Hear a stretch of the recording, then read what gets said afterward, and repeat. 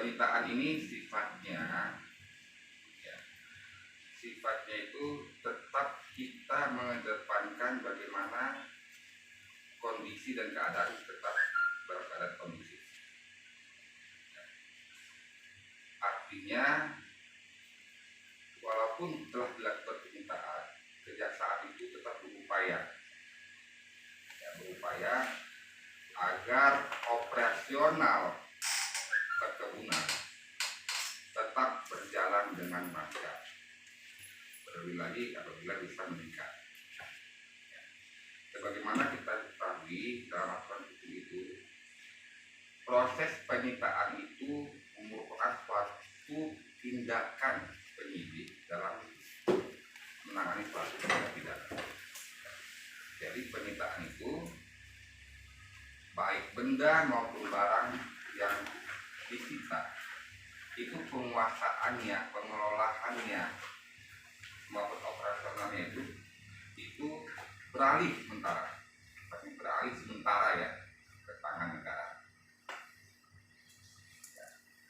Namun dalam hal ini Kejaksaan Agung Republik Indonesia ini berupaya bagaimana ya agar pengelolaan ini tetap berjalan seperti biasanya, sehingga Kejaksaan sudah berkoordinasi dengan Kementerian BUMN ya,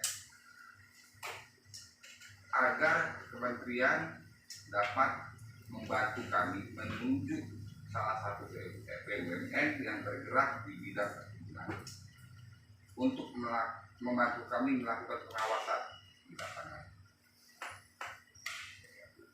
sehingga ditunjuklah PTPN 13. Nah, jadi untuk selanjutnya pengelolaan ini ya, pengendalian perkebunan ini kami titipkan pengawasannya kepada PTPN 13, gunanya agar menjaga pertama ya aset-aset yang ada di perkebunan itu tidak turun dari nilai. Yang kedua, tidak ada pengalian aset dan tetap menjaga bagaimana karyawan perkebunan tetap bisa bekerja dengan baik, menerima gaji, begitu juga dengan masyarakat menerima plasma. Ya. Nah, namun semua itu perlu adanya sistem kontrol, Pak. Ya. Sistem kontrol, pengawasan, sehingga segala sesuatu itu tidak ada yang merasa dirugikan. Contohnya, ya, kalau kita yang mengelola sendiri, ya, kita bukan ahli dalam hal itu. Tapi kalau kita menyerahkan ini semata-mata begitu aja dengan pihak perkebunan swasta yang telah kita, itu yang dikhawatirkan sangat banyak. Ya, akan ada aset yang hilang, ada aset yang menurun. Ya. Sementara statusnya ini masih belum punya status yang pasti. Apakah barang ini nanti jatuhnya sebagai putusan pengadilan yang telah mempunyai hukum tetap, apakah itu dirampas ke negara atau dikembalikan kepada yang berhak. Untuk menjaga ketidakpastian yang belum ada kepastian ini, inilah kewenangan negara, peran pemerintah untuk tetap mengendalikan pengelolaan ini. Tujuannya yang terpenting demi halayak hidup masyarakat. Baik Pak Kajari, ini kan sudah terdengar dan sudah kita saksikan bersama bahwa kan penyitaan aset. Ya. Mungkin masyarakat akan bertanya, yang disita itu yang mana, siapa? Berapa aset sih sebetulnya yang disita? Nah, khususnya di Kabupaten Bengkayang ini, Pak, ya, yang disita itu aset perkebunan Ceria Prima 1, Ceria Prima 2, Ceria Prima 3, dan Wirata 2 yang ada di Jagoy ya, Jagoy Kebang ya, beserta PKS-PKS-nya. Nah, jadi tanah perkebunan itu disita, ya, termasuk apa yang ada, aset apa aja yang ada di perkebunan itu diikut Pak. Baik Pak Heri, luas areal yang disita semuanya itu berapa ribu hektar Pak Heri? Kurang lebih luas yang disita di dua perusahaan ini, Triasri Madar Wirata 2 ini, ya, di 4 lokasi itu kurang lebih seluas 33 sampai dengan 34 ribu hektar. Jadi dengan tadi ini sebenarnya rapat penentuan, ya. Penentuan itu maksudnya dalam arti kita ini sebagai pihak negara, baik Kejaksaan Agung maupun PPPN, sudah mempunyai inisiatif, ya, tetap kita korporatif, tetap kita menjaga kelangsungan hidup orang banyak dengan berupaya bagaimana kebun ini tetap operasional. Ya. Untuk tetap operasional itu, karena status nasional kita perlu adanya suatu MOU Pak, atau perjanjian tripartit antara Kejaksaan Agung, PT TN 13 yang selaku pengawas di lapangan nanti, maupun pihak dari perkebunan swasta kita, yaitu dari Direktur Utamanya. Nah, itu tadi seperti yang tadi kita di rapat tadi saya menyampaikan, apabila ada pihak yang menghalangi ataupun mempersulit ataupun menghambat proses-proses hukum yang lagi berjalan, itu bisa contoh di Kabupaten Indragiri Provinsi Riau, itu pengacara pun kita bisa diperlukan. Maka kami minta kepada mereka, pada pihak perkebunan swasta yang disita, jangan nanti ada chaos di masyarakat, ya kan? Chaos itu sebenarnya yang menciptakan adalah manajemen perkebunan sendiri. Kenapa saya mengatakan manajemen perkebunan? Seperti saya katakan tadi, dari pihak pemerintah negara sudah peduli, ya, sudah membuat draft perjanjiannya, sudah mengatur skala metodenya, bagaimana pengawasan ini berjalan dengan lancar sehingga operasional pun berjalan dengan lancar. Tapi pihak dari kebun sendiri tidak mau menandatangani MOU ini, menghambat dan segala macam, ya. Nah, itu artinya tidak beroperasionalnya nanti satu kebun ini itu karena akibat dari pihak perkebunan sendirilah yang tidak mau bekerja sama dengan baik dengan kami. Baik Pak Kejari, tidak menandatangani MOU gitu ya, mereka mau, nah itu akibatnya. Baik Pak Kejari, ini kan satu tindakan penyitaan Pak Kejari ya, satu tindakan penyitaan, otomatis kan kronologisnya kan masih ada kan, apakah dia tidak kooperatif atau dia pengalaman banyak? Nah, ini Pak sebenarnya bermula dari perkara yang ada di Indragiri dulu Pak, di Riau ya, itu mengenai pengelolaan kebun sawit di atas lahan hutan produktif. Nah itu awal perkaranya. Nah jadi bukan penerapan pajaknya saja Pak. Nah jadi yang dilihat di sini adalah ada akibat perbuatan itu adanya timbul kerugian negara dan perekonomian negara. Artinya di sini ada money laundering-nya juga ya? TPPU-nya ada. Baik, silakan kawan-kawan. Yang di Riau itu Pak, berapa kerugian Pak? Saya belum dapat informasi dengan jelas berapa kerugian yang di Riau. Tapi kalau kerugian keseluruhan itu berdasarkan hasil audit BPKP ya, yang dibantu dengan beberapa ahli ya, yang saya ketahui baik dari ahli keuangan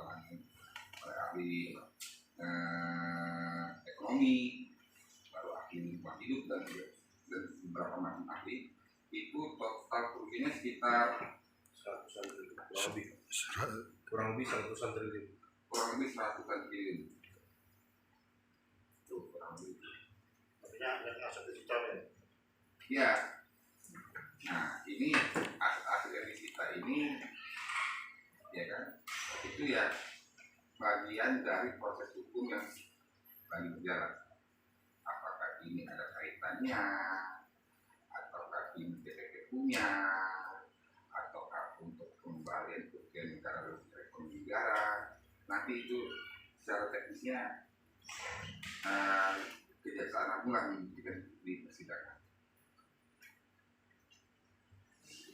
Sedikit lagi Pak, itu terkait MOU yang Bapak sampaikan tadi, itu rencananya ke depan MOU itu dalam bentuk apa Pak? Itu kayak perjanjian kerjasama loh. Nah, jadi tetap manajemen kebun ini kita tidak mau ada yang dipecat Pak. Tidak mau ada yang terjadi, jangan sampai terjadi tidak digaji juga. Ya. Tetap untuk pengelolaannya, ya, selama mereka mempunyai etikat baik ya, bekerja sama dengan kita secara kooperatif dan mau bergerak dengan cepat, ya, manajemen perkebunan itu tetap untuk sementara ini di bawah mereka. Ya. Kejaksaan ini, ya, kejaksaan ini juga melakukan pengawasan yang mengendalikan semua ini, ya kan?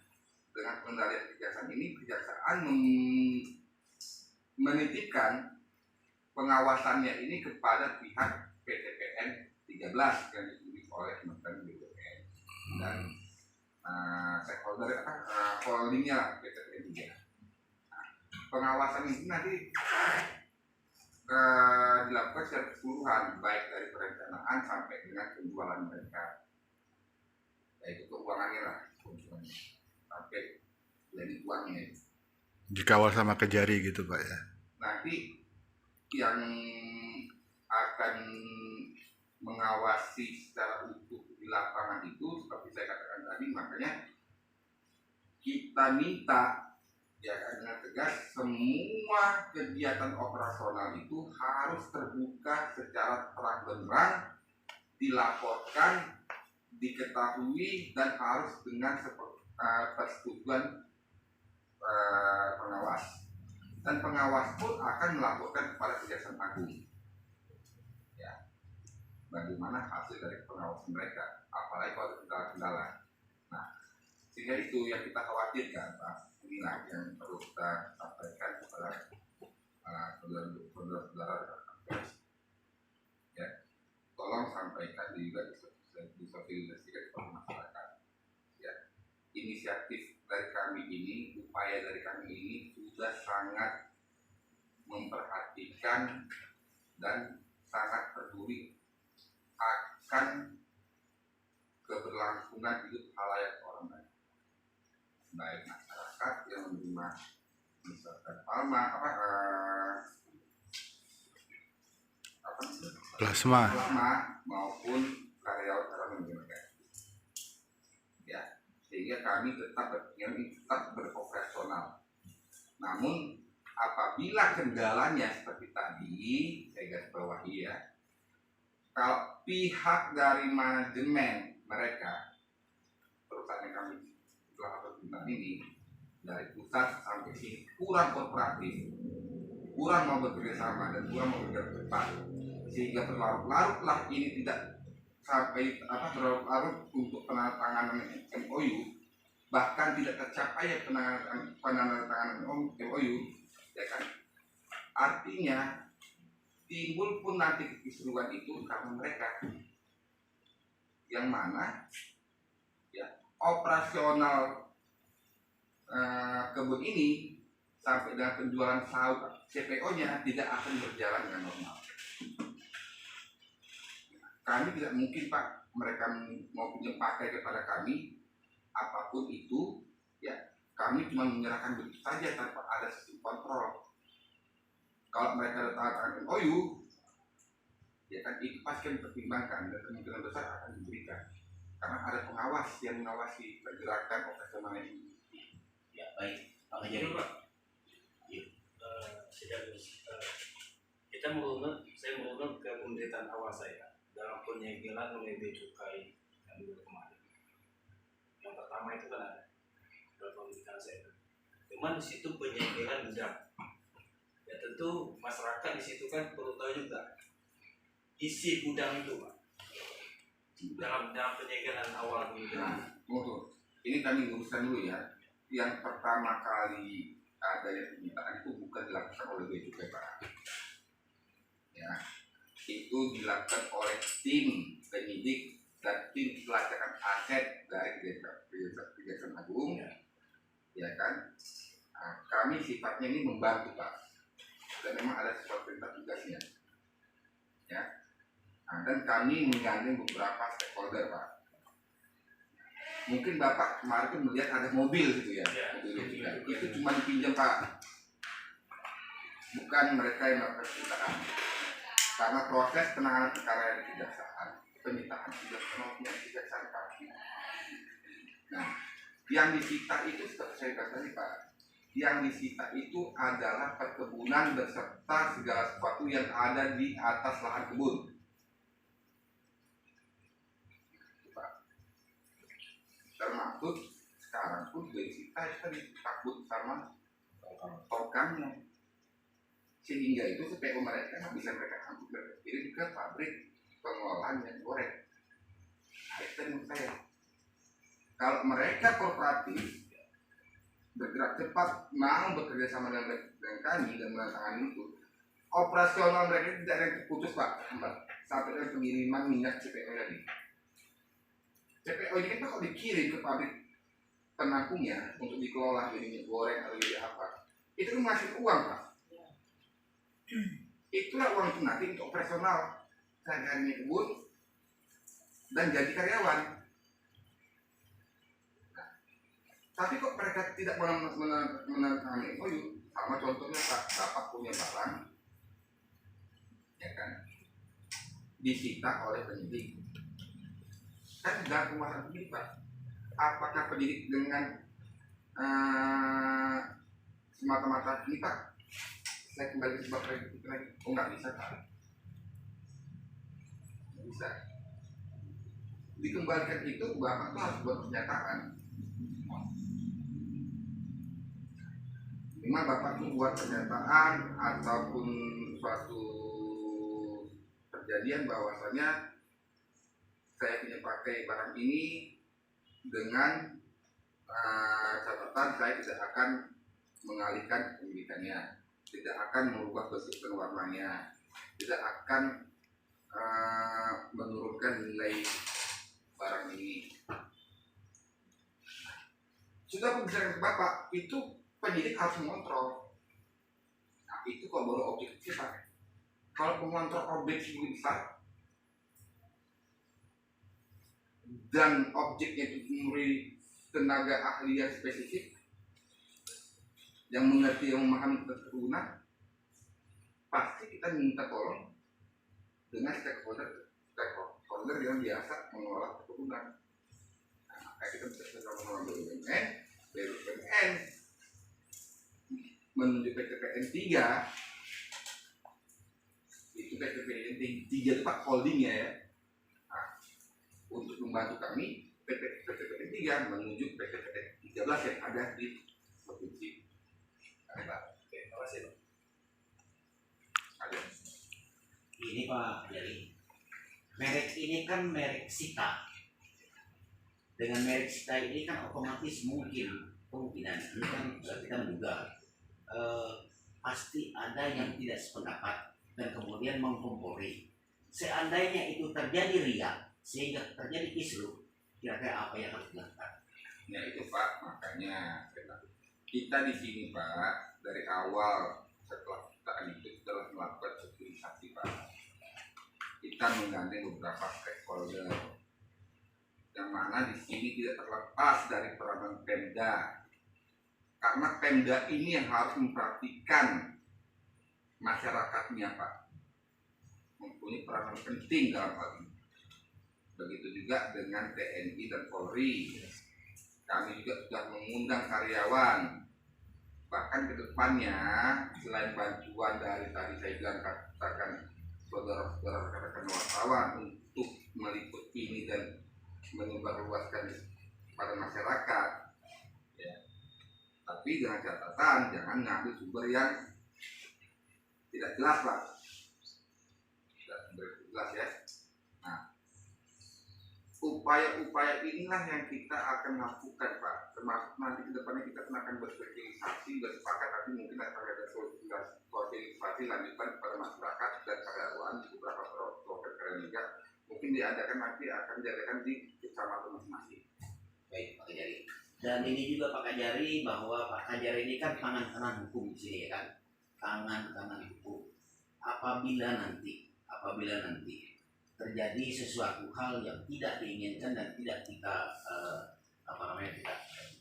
kita rasakan gitu, atau kita di luar nalar kita berpikir bahwa kejadian itu akan terjadi, kira-kira apa saran dan pandangan Pak Kajari kepada seluruh warga masyarakat Kabupaten Bengkayang khususnya, Pak? Ini Pak, kalau itu kan kita kan harus pemilihan dulu. Kita tahu jelas dulu yang terjadi itu apa. Apa yang akan terjadi, bagaimana yang efek ke masyarakat. Namun apapun yang terjadi, ya, ini makanya kami minta tolong kepada teman-teman saudara-saudara pers ini, bantu kami untuk mensosialisasikan ini. Ya, nah, kasih pemahaman yang benar. Karena kami berharap masyarakat maupun karyawan tetap tenang. Karena tidak ada upaya dari kami untuk menghentikan operasional ini. Kami selalu berupaya mendorong bagaimana pihak dari perkebunan sawit swasta yang telah kami segel, telah kami segel ini secepat mungkin mau menandatangani MOU. Sehingga tidak ada pertanyaan lagi, tidak ada keraguan lagi dari masyarakat bahwa kami masih melakukan penguasaan negara. Pengelolaan ini masih diawasi oleh negara. Ya, masyarakat tidak bisa semena-mena mengambil sawit itu, karena statusnya ini beralih untuk sementara ke tangan negara, Pak.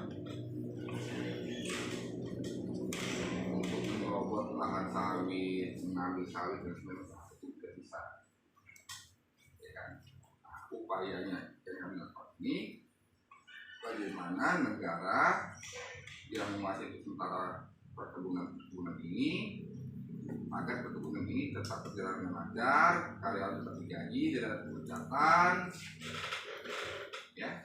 Bahkan kalau ada yang menerima plasma dan program plasma, bahkan seperti tadi Pak, dengan kehadiran PTPN 13 ini, PTPN 13 itu pun akan memberikan saran-saran kepada kerja maupun pemerintah, mungkin ya, menurut BUMN, bahwasannya kalau ada masih sistem manajemen pengelolaan sawit ini yang tidak sesuai dengan regulasi, itu akan memberikan saran. Karena yang saya dengar sekarang ini, ya, pegawai yang kerja, karyawan yang kerja, baik pegawai manajemen yang kerja di sana, ya, apabila mereka berhenti, ya, ataupun dipecat, ataupun dipecat, itu mendapat pesangon, Pak. Adanya cuma dapat apa namanya dari BPJS tenaga kerja, ada dari BPJS tenaga kerja. Emang kan saat kalau regulasi kan itu ada sama itu. Baik, demikian pemirsa hasil wawancara kita dengan Bapak Kajari Kabupaten Bengkayang Provinsi Kalimantan Barat saat ini. Pak Kajari justru berharap kepada seluruh warga masyarakat menyadari bahwa dengan adanya penyitaan aset perusahaan yang ada di wilayah Kabupaten Bengkayang, tentunya harus berlapang dada bahwa negara ini adalah negara hukum dan kita harus sebagai warga masyarakat harus patuh terhadap hukum. Demikian, terima kasih. Jangan lupa kawan-kawan share kepada sahabat-sahabat yang terdekat atau di mana saja berada. Jangan lupa subscribe ya.